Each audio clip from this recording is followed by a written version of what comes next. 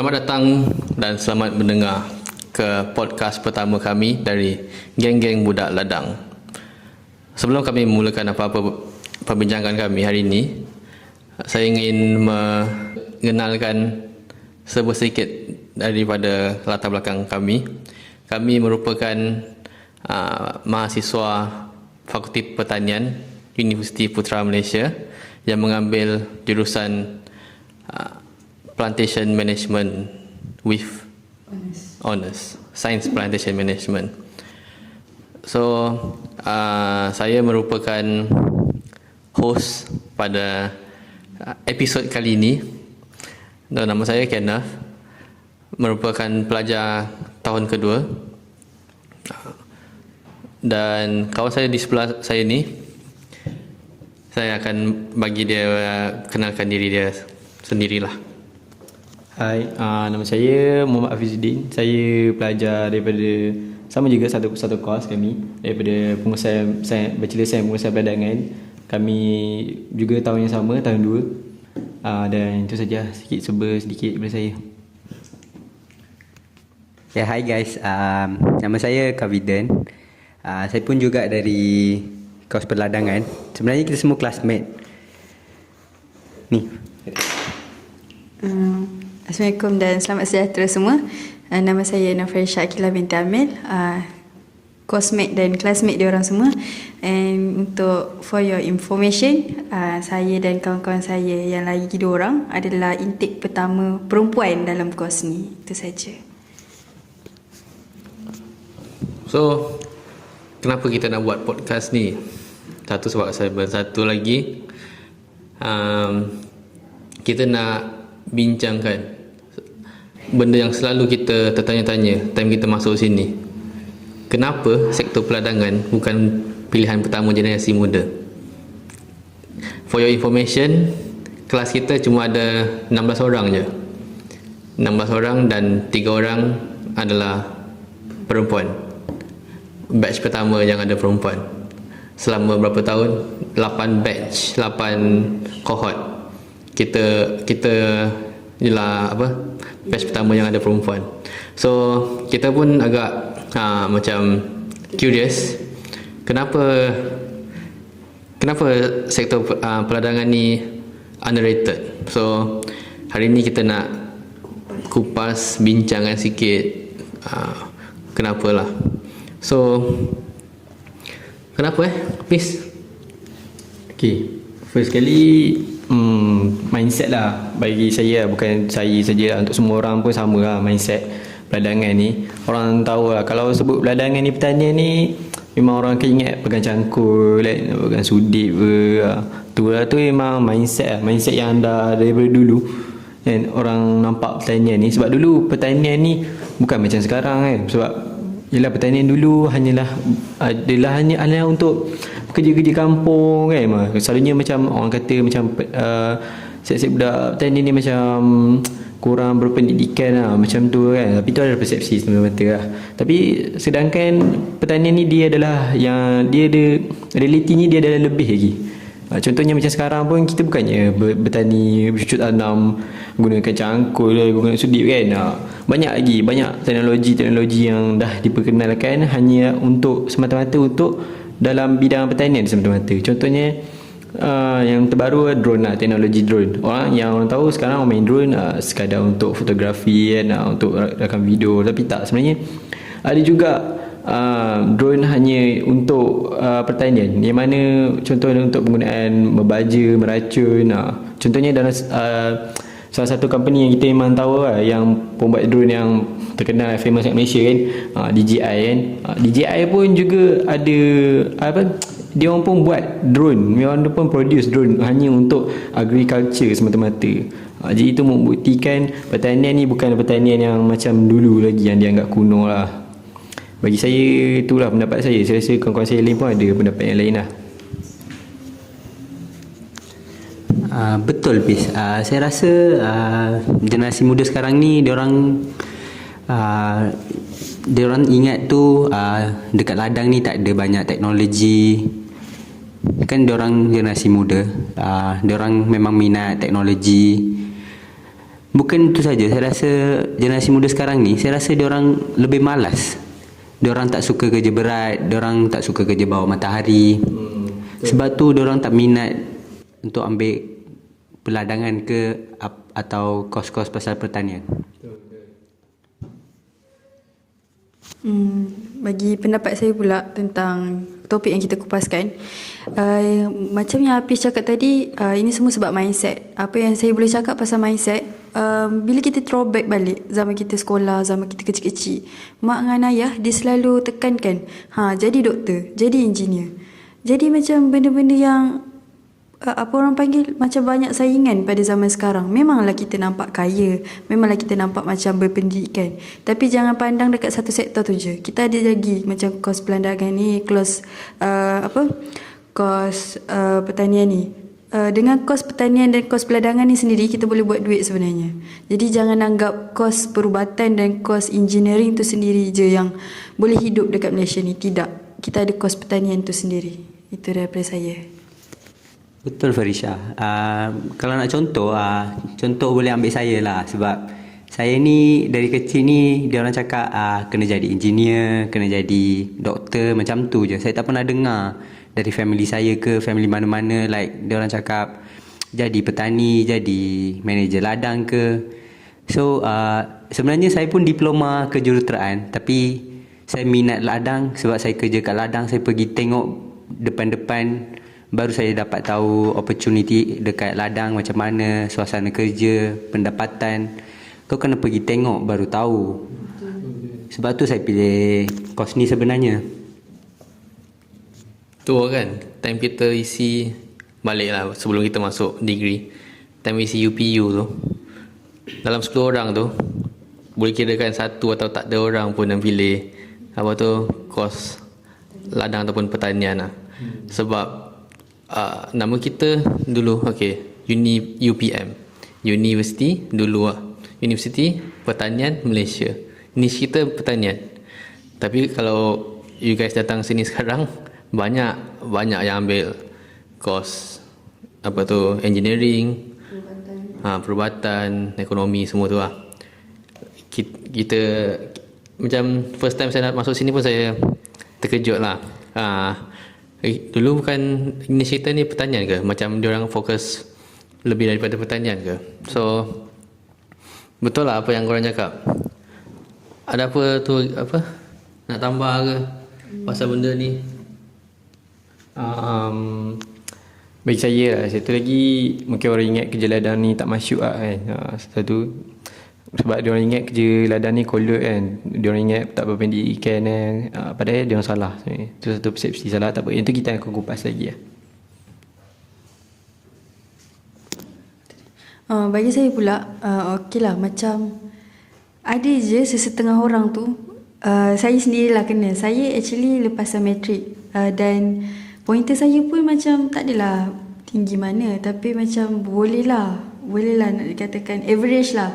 Lepas tu bila saya daftar kos pengurusan peladangan ni, memang dia ada temu duga, dan dia punya peratusan untuk masuk tu sangatlah rendah, dalam 66% tak silap saya untuk UPU punya pelepasan.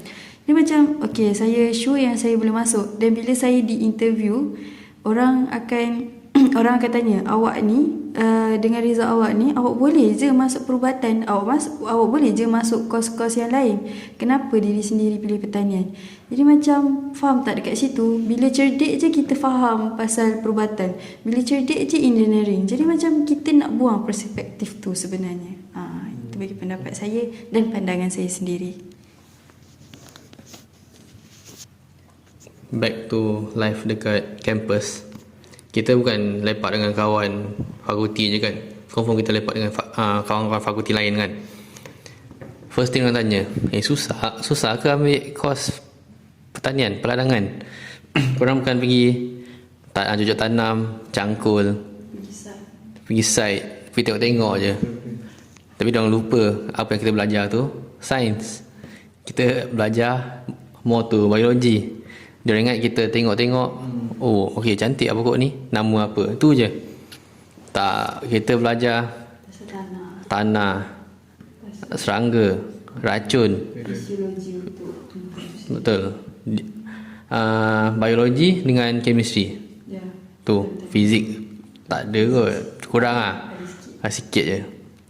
So, dah lupa lah pasal ni. So, yang first time saya dengar tu, ada trigger sikit lah. Betul. Oh, senang kau cakap. Macam tu lah. Ramai orang yang pandang rendah lah. Contohnya mungkin orang tu daripada sejarah syarat yang dengar je yang trigger ke apa kan. Contoh mungkin daripada fakulti sains ke medik ke kejuruteraan kan. Dia orang kata, dia orang ingat kau tak apa lah, kau pertanian kan, senang skor kan. Kau hanya pandang rendah kat kami kan. Kami tak stick seperti itu kan. Tak ada, dalam dunia mana ada benda yang senang, mana ada yang mudah kan. Kami pun ada cabarannya kami sendiri dan kami pun pertanian ni bukan kolot lah, okay. Pertanian ni bukan kolot. Kita memang setuju pertanian ni bukan kolot. Sebab apa, kalau korang, mungkin korang bukan dalam bidang ni kan. So kalau korang try tengok lah, tak perlu masuk pun, korang try masuk tengok kan. Korang cuba buat research banyak sikit, korang akan jumpa, korang mungkin akan sedar yang sebenarnya pertanian ni lebih daripada apa yang korang nampak dengan mata kasar korang yang sekadar sekilas lalu tu. Betul Pis. Saya rasa yang budak engineering ke perubatan ke, diorang fikir tu diorang gaji diorang lebih tinggi. Macam kerja pertanian ni tak dapat banyak gaji, kena sacrifice social life, tak boleh dengan kawan, tak boleh dengan family, kena duduk jauh. Diorang fikir macam tu. Budak-budak tu diorang fikir diorang kena sacrifice social life, diorang kena duduk jauh dari family, duduk jauh dari kawan-kawan, tak boleh lepak dengan kawan-kawan sebab kena kerja ladang, kena duduk dekat luar. Sebenarnya diorang tak, yang cakap macam ni semua, diorang tak turun ladang, diorang tak pernah tengok apa-apa yang dekat ladang ni. Yang bagi contoh, saya pernah turun ladang, saya pernah tengok live dia kat macam mana. Kalau kita buat bachelors, lepas tu kita habis bachelors ni kita kita jadi manager, live kita orang beza. Sebab saya pernah tengok manager yang experience, dia orang macam mana, kerja dia orang macam mana, bukan macam bawah matahari ke susah sangat. Dia orang ni tak tahu sebenarnya. Dia orang ingat kalau kerja ladang ni, ya macam Kavi cakap tadi macam tak ada live kan. Sedangkan kat ladang pun ada juga aktiviti lain yang boleh buat. Dan kalau korang busy sangat pun kan, kalau korang rasa tak ada live kat ladang kan, kalau ada kerja sebulan tu takkan tak ada cuti kan. Dan kalau ada cuti tu, kalau ada duit berlambak pergilah bandar KL ke apa sehari, okey ke apa. Tak masuk kita tak boleh keluar langsung kan, tak ada duduk ladang tu ke apa. Tapi kalau macam mungkin orang kata hari-hari, so hari-hari lain tu nak buat apa kan, hari-hari lain pun ada juga aktiviti dia kan. Contoh kalau macam setengah ladang pun ada gym kan, ada gym, korang boleh, mungkin ada tempat court main badminton, ada memang ada kan gym dan tempat main badminton. So benda tu lah korang boleh buat aktiviti pada petang hari kan, untuk riadah kan. Jadi saya rasa tu ikut pendapat saya. So korang?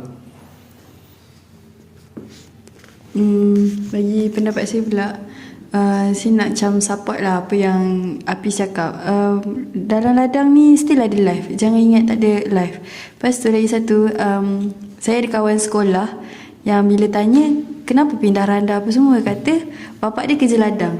Macam faham tak, dalam masa yang sama saya tengok dia sangatlah senang. Sekarang saya tak tanya pun dia, tapi saya nampak lah macam IG story dia update apa semua. Macam sekarang bapak dia dah boleh bagi kereta dekat dia sebiji. Kerja apa? Kerja ladang. Bapak dia kerja ladang, ngurus ladang.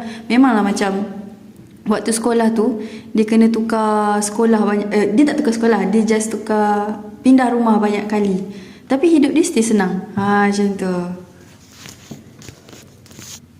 Tadi Apis macam ada sentuh kan, kerja ladang ni sebenarnya masyuk kan.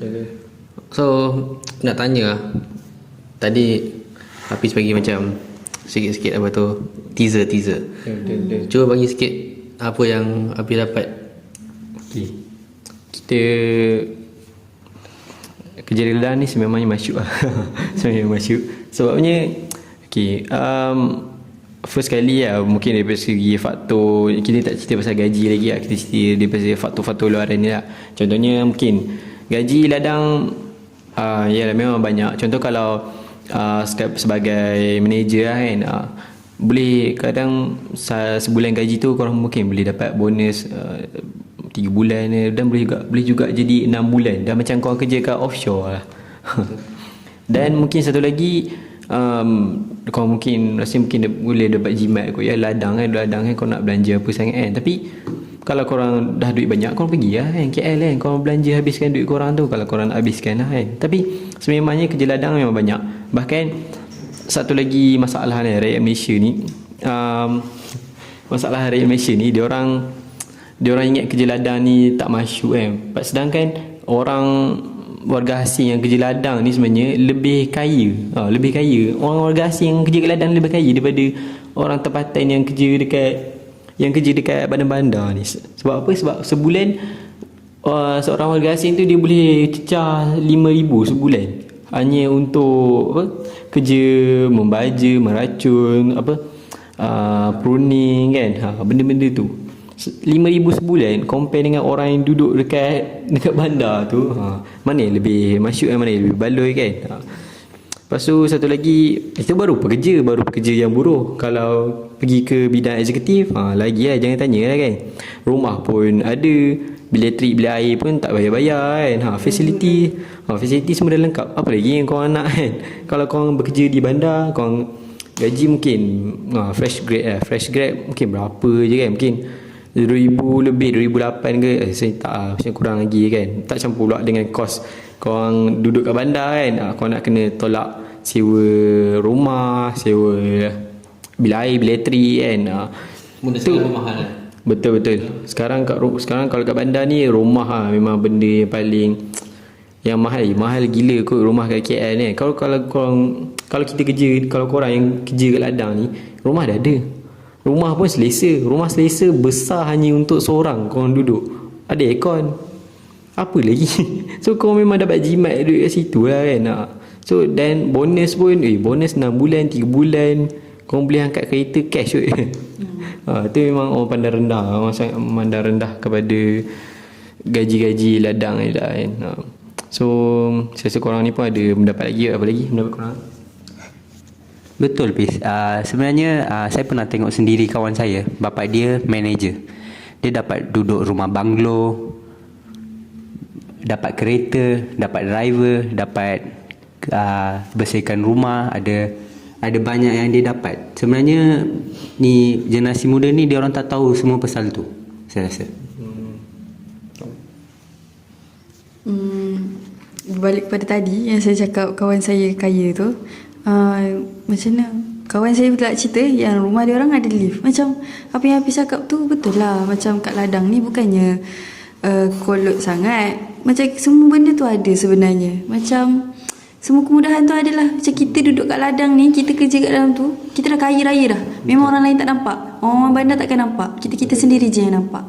Kaya kampung kan? Kaya kampung mana ada kaya bandar. Kita kaya bandar tapi di kampung. Begitu. Gaji dah beribu-ribu. Spending berapa je. Simpanan ada berapa. Mana tak kaya kan.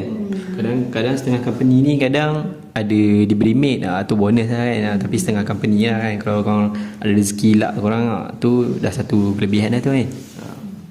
Lepas tu apa tu, diorang susah nak nampak. Macam kita keluar comot-comot, tengok budak kampung mana ni. Betul tak?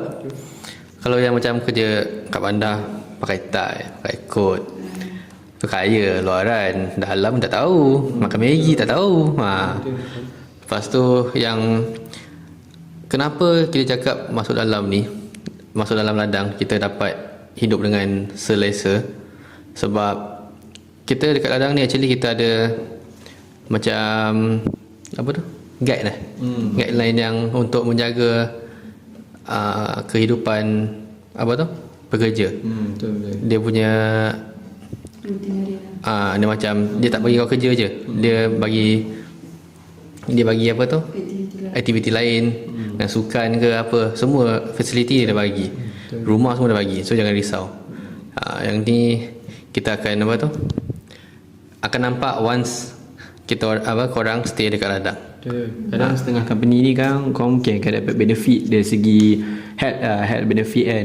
Kadang apa mungkin ada limit kan health, tapi untuk pekerja ada limit dia lah, tapi untuk eksekutif korang spend lah berapa kan, masalah kesihatan korang pun dia akan bayar. So sebab company ladang plantation ni dia memang besar, dia keuntungan pun dalam setahun atau tak setahun lah, 2 bulan sebulan dah berbilion-bilion. Jadi yalah, sebab itulah apa, tambah pula dengan kita pula apa, dengan minyak sawit kan, yang harga dia makin hari makin kian naik makin bertambah-tambah. So keuntungan company pun banyak. Tambah lagi kalau korang, yalah, so kadang bila dah keuntungan naik, so bonus tu memang ada lah. So bonus tu yang dapat bonus 3 bulan, kadang 6 bulan 6 bulan sebulan banyak kan. Korang boleh sara hidup, korang boleh bagi duit mak ayah korang dengan lebih-lebih lagi. Dengan korang lagi boleh beli kereta ke apa semua. So itulah yang orang tak nampak kerja kat ladang ni. Sebenarnya sangat-sangat bayar, tidaklah terlampau kaya raya kan, tapi memang kaya raya kan. Itulah hakikatnya kan. Memang kaya raya. So kalau korang berminat, mungkin boleh kan nak try kan untuk cari duit kan, rasa duit, pegang duit banyak-banyak kan. Tak semestinya kerja offshore je kaya, tak semestinya kerja offshore je kaya. Kerja kat ladang pun boleh kaya kot. Lepas tu kita dah cakap pasal macam mana kerja, gaji lah apalah kan. So yang ni untuk tarik perhatian orang lah. So saya nak tanya, apa persepsi orang muda sebelum kita cakap benda ni? Apa korang rasa? Apa persepsi dia orang tentang sektor kita ni? Saya rasa perspektif dia orang ni sebenarnya kerja ladang ni susah. Tu je perspektif dia orang. Kena sacrifice. Penat untuk kerja semua tu.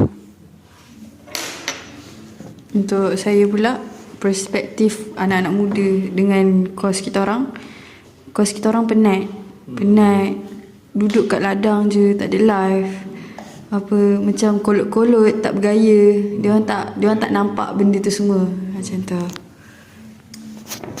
Macam bagi saya lah, kenapa orang tak minat sangat ladang ni, mungkin tak menempati cita rasa mak mertua kan. Mungkin mak mertua ingat mungkin bakal-bakal mak mertua ni ingat kerja ladang ni biasa-biasa tak macam engineering kan, tak boleh nak bangga-banggakan dengan saudara mara. Padahal dia orang tak tahu ladang berapa banyak kan, berapa hektar ladang dia orang jaga, berapa banyak keuntungan dia orang ada kan. Perspektif tu lah kan, mungkin perspektif yang ladang ni kuno. Lepas tu tadi kan yang time perkenalan tu kita ada sentuh pasal batch kita adalah batch pertama yang ada perempuan. So sekarang kat ladang bukan je sektor yang didominasi oleh lelaki, perempuan pun sekarang dah masuk. Saya nak kongsikan sikit. Dulu time saya diploma, time saya intern diploma, yang kadet ladang tu ada 2 orang perempuan. Dari mana? Dari UPM juga.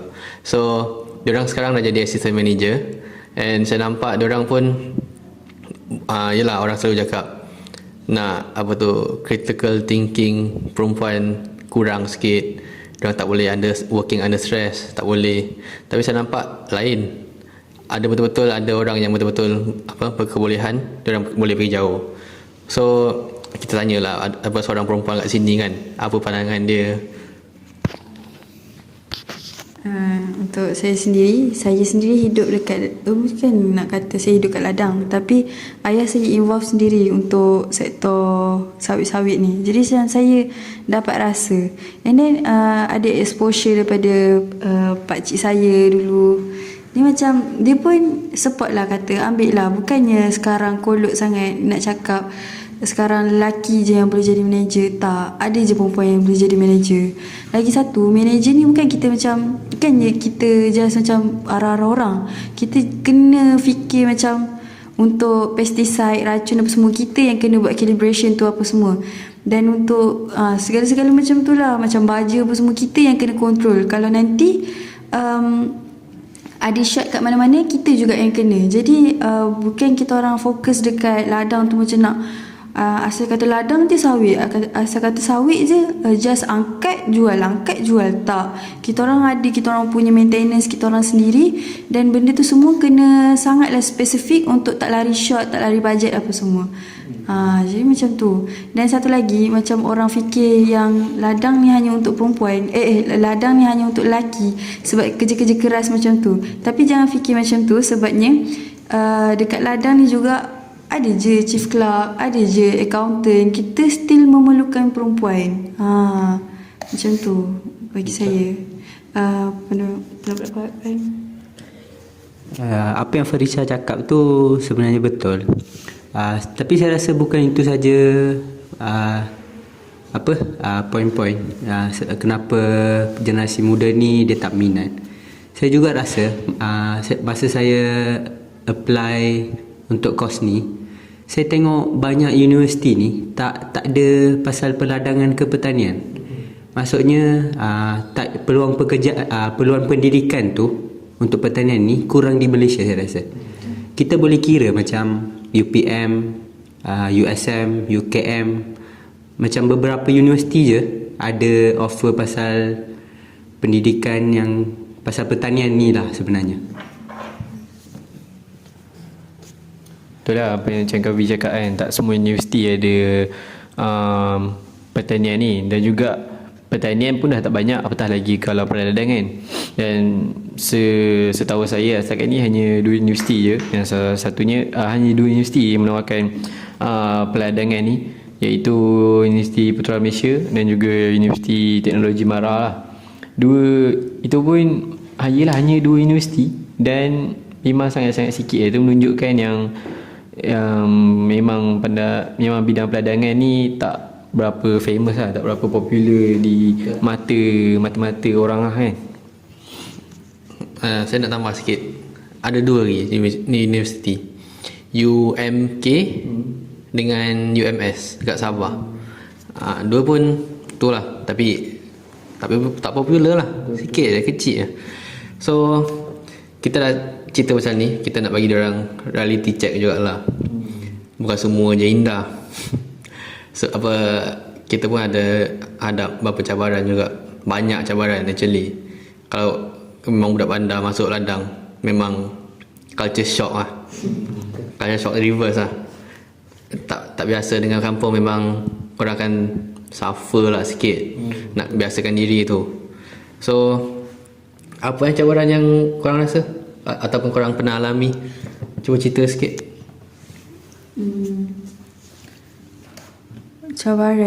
Cabaran ditekan lah. Bukan maksud saya ditekan, macam orang akan pandang kolot. Sebab yelah, saya batch pertama untuk kos ni sendiri. Jadi macam first impression orang tu macam, betul ke kau ambil kos ni? Larat ke kau nak buat tu nanti? Macam tu. Lepas tu bila macam ni, satu lagi cabaran, bila orang yang dah masuk ladang bagi talk dekat kita. Dan saya rasa kalau orang yang baru nak involve dalam bidang peladangan ni, contoh orang macam orang-orang bandar yang baru nak involve dalam peladangan ni, kita kena ada disiplin yang kuat. Sebab pagi-pagi kita kena ada roll call. Saya rasa roll call tu adalah salah satu yang baru dan susah untuk kita adapt sebenarnya. Itulah bagi saya. Sedangkan kita nak kalau dekat sekolah tu selalu pagi-pagi tu perhimpunan pun susah, ni roll call pun nak bagi. Lepas tu memang kita kat ladang tu memang ada messy sikit. Memang lepas tu yang tak ada banyak wifi semua tu. Ada tempat yang tak ada wifi lagi semua.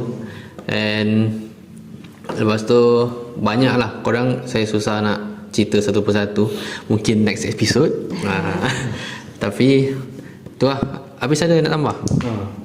Untuk saya, ya mungkin kalau orang-orang bandar yang ke ladang ni kan, yang orang bandar ke ladang mungkin dia memang masalah kan, memang kita tahu mungkin dia culture shock kan, tapi reverse sebab dia ke kampung.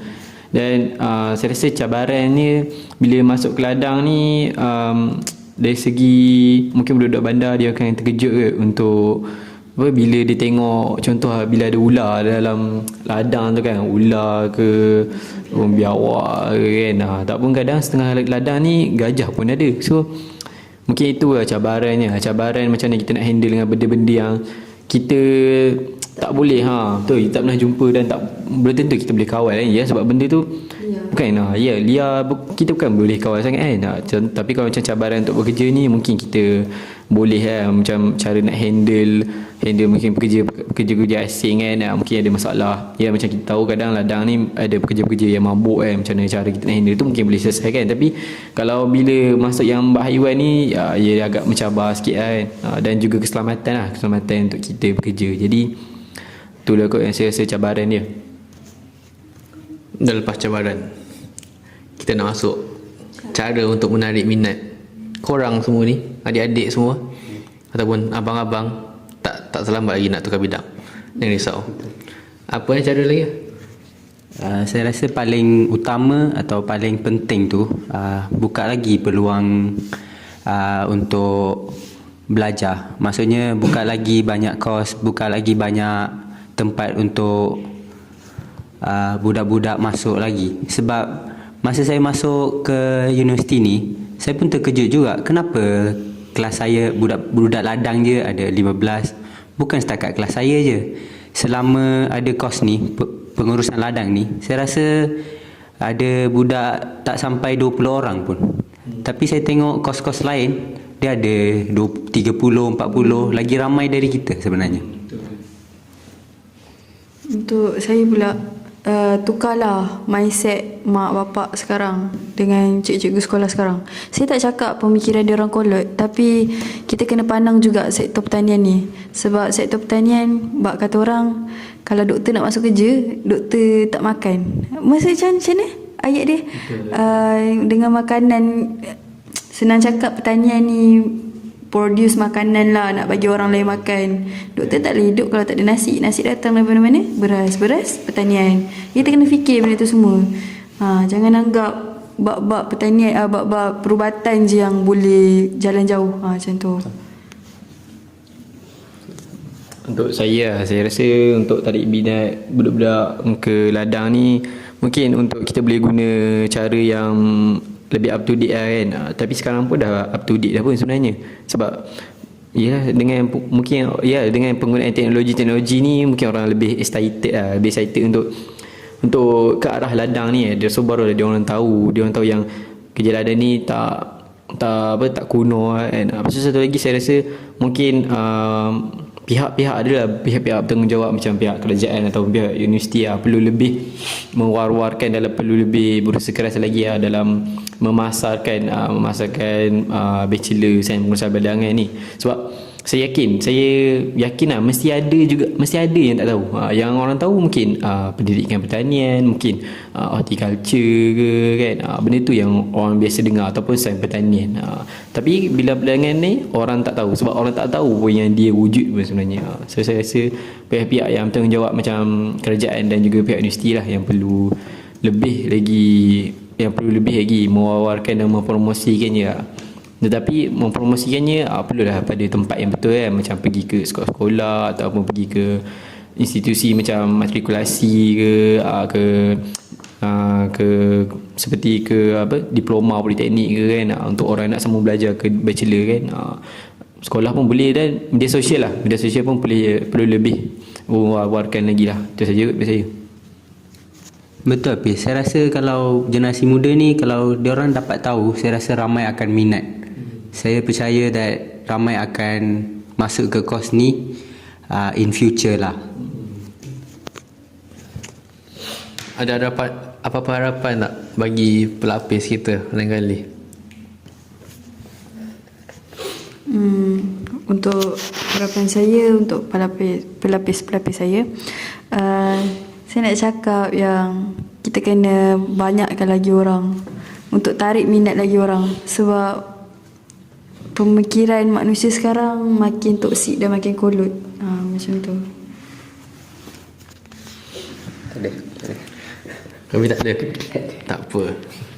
Harapan saya supaya persepsi orang-orang semuanya, orang-orang tak kisah mana-mana pun semua berubah. Dan juga harapan saya juga supaya bukan saja bidang peladangan tapi bidang pertanian lah, supaya ramai lagi orang ceburi, supaya tak semata-mata semuanya pergi ke bandar semata-mata. Lepas tu akhirnya di luar bandar ni tak ada lagi generasi muda yang nak mengusahakan tanah-tanah yang kosong di bandar ni, di kampung-kampung. Sebabnya yang kita tahu sekarang ni, ya sekarang kan isu food security kan. So kalau bukan kita yang anak muda yang nak membuat benda-benda tu, takkan kita nak mengharapkan orang tu yang sudah tak ada lagi kudrat dan tenaga untuk benda-benda tu. So kita lah kan. Jadi saya harap adalah anak-anak muda yang lebih berminat kepada bidang peladangan ni dan juga bidang pertanian ni. So tapi korang kena ingat lah, bidang pertanian dan peladangan ni bukan semata-mata untuk kelapa sawit semata, tapi lebih luas lagi. Okey, saya rasa tu je untuk segmen kita hari ini. Pendek dan padat. Pejam celik dah setengah jam. So saya harap korang semua dapatlah sebuah sedikit input daripada kita semua ni, perbincangan kita. And saya pun harap yang sektor pertanian dan peladangan ni dapat pergi ke depan lah, dan tak lagi menjadi sektor yang underrated lah. So itu saja daripada Geng Budak Ladang. Jumpa korang next episode. Bye.